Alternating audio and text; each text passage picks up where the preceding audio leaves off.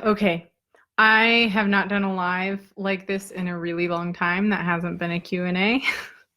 I really am feeling very inspired right now after the events of this evening.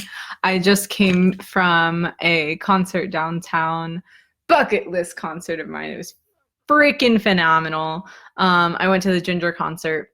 For those of you who aren't metalheads out there, I don't suggest checking them out, but if you are, JNJER, they're unreal. Anywho, they had 3 openers for the concert, and the first one I missed, the second one was fantastic, and the third one,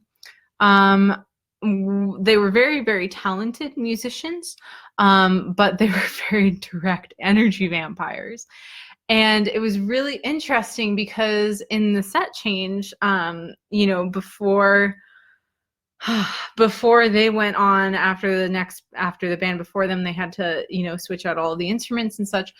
I got this deep message, this message, right? Clairaudience, which happens to me a lot at concerts. I get a lot of clairaudient episodes because it's like, just all of that auditory stimulation, just kind of like beep. So I heard protect the audience is what I heard, protect the audience. And I was like, okay, like it makes sense. Most metal shows are going to have energy vampires at them. It's just the crowd it is. It's just the way it is, which is part of why I truly, truly love going to them, because they're a deep reflection for me of where did I come from and how was I able to transform that into something healing and something enlightened and filled with understanding and with recognition of shadow. Because I used to be an energy vampire. I'm pretty open about that. So anywho, so I heard this thing, protect the audience, and it's been a while, honestly, since I've felt the kind of okay to do mass energy shifts in a space when I'm not specifically holding space, or when someone doesn't specifically ask me to hold space, or to do that. So I was a little bit taken aback, and I had to check myself, like, ethically, is this okay? Is this something I'm comfortable doing? Does this feel right? If if nobody's asked me directly to do this, if I don't know the people in this room, like maybe they're not ready for this kind of protection, or they need to learn some lessons without the protection, or whatever it is. And so what I did was I set up an energy grid throughout the intersection. Sounds ridiculous. I set up an energy grid throughout the intersection, which is the concert venue in Grand Rapids where this happened. And the grid was specifically coded with this idea of protect the people who need protection, who it's in their highest good to have that happen, and it won't be interfering with any of the lessons they're supposed to learn from whatever's coming, right? Or from whatever is going on in the room. I didn't even think coming. I thought it was like an instant, right? Like from whatever's going on in this room currently is what I was thinking.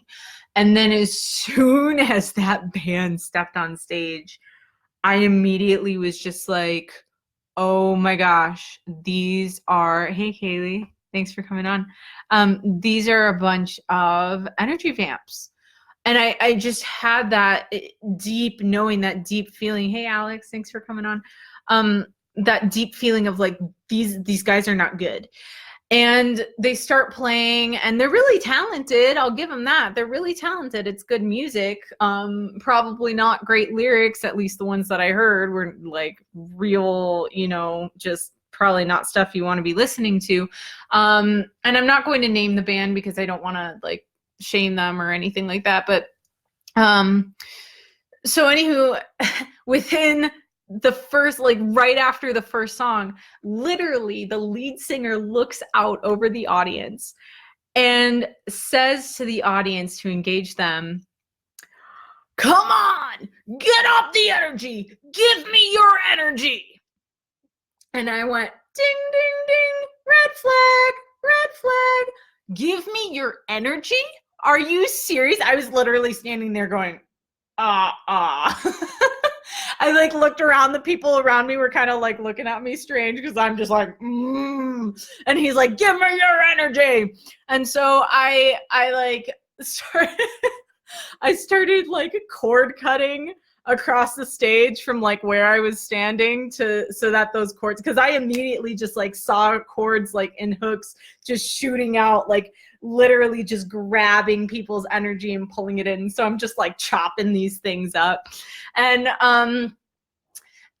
of course, with still that grid going on, still that caveat of if this isn't in people's highest goods and they need to learn the lessons that come from it, then so be it. But for people who like, you know, it's legitimately going to harm and they don't need the lessons from it, then so be it. So anywho, so literally their entire set, I was just cutting cords from the stage to the audience and vice versa, and trying to clear stuff from the room and like ground stuff and like whatever.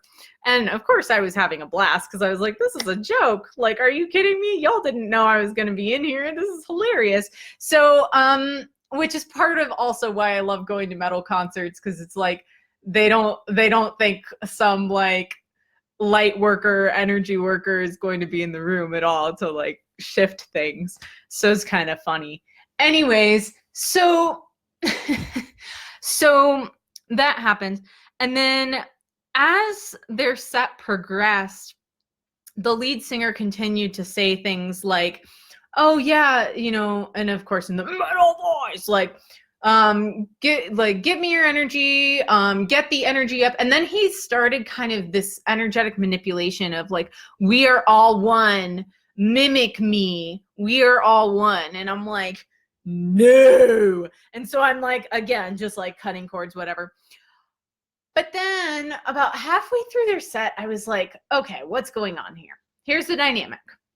Energy vampire on stage, actually multiple, because all of them really were, except I couldn't really read the drummer, so I don't know if the drummer was or not, but bassist, guitarist, and singer, for sure, without a doubt. So anywho, we have the energy vampires on stage. They're pulling the energy. We also have the energy vampires in the crowd who like, now all this energy is released, and so they're also suckling off it.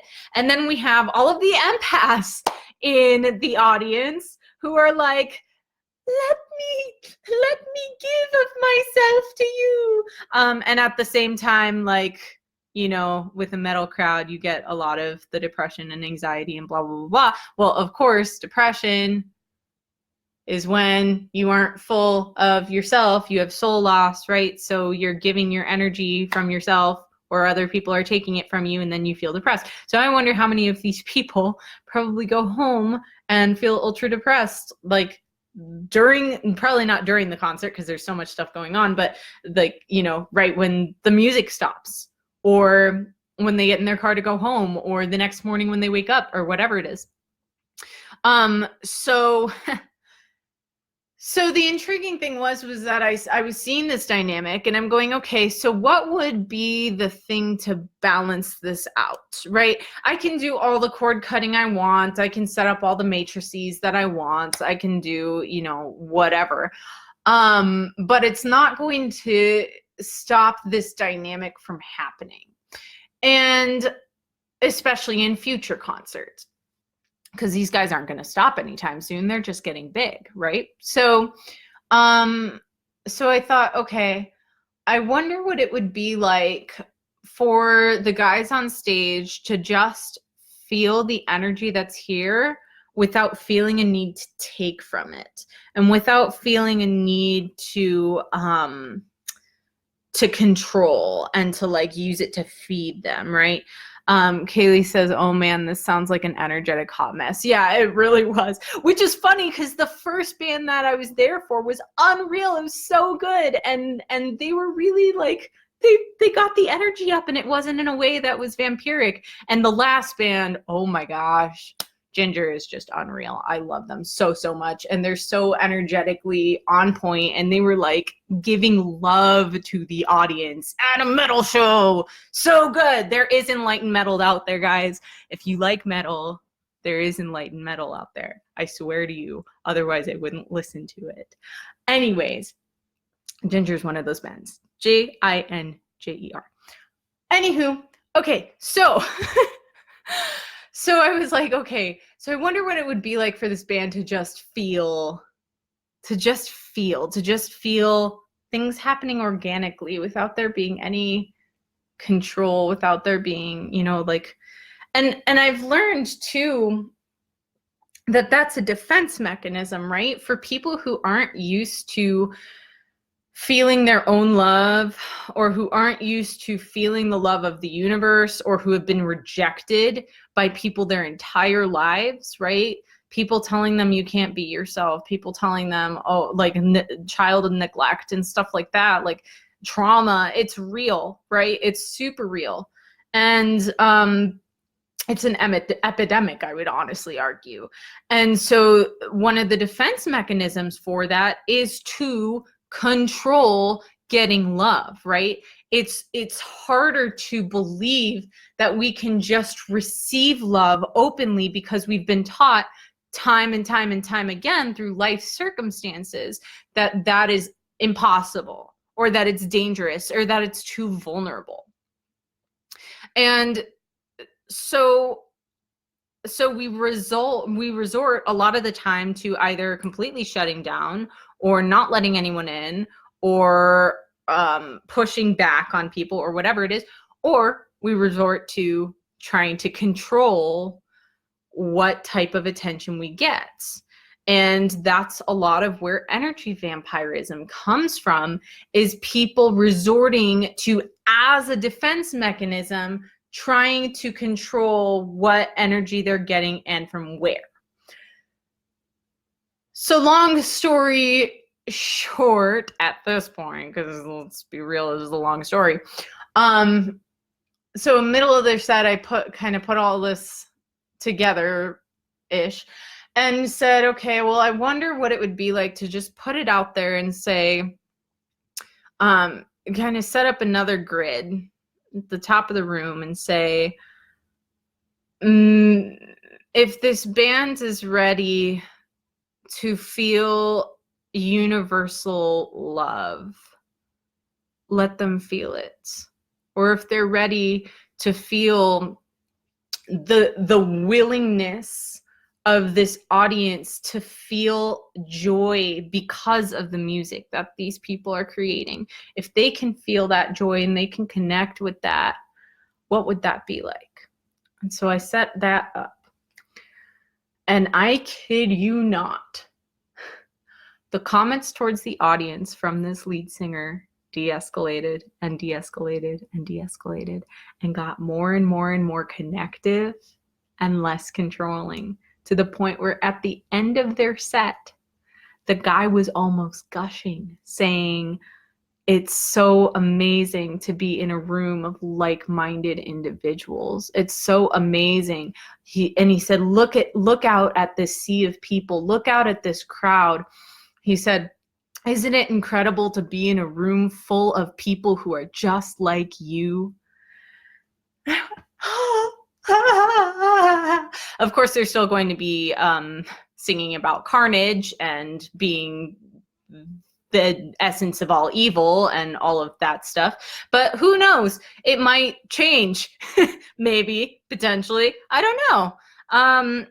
But it was really hopeful for me to see that shift, and to see, and I want to be really clear here that I'm not trying to take credit. I just feel like I was at the right place at the right time, right? Like, it could have been any other energy worker who likes metal who was just in this position because, again, Ginger, enlightened metal band, right?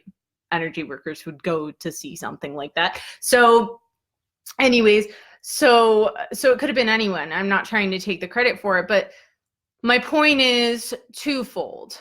My point is, one, It's easy for us to see energy vampires and to judge them.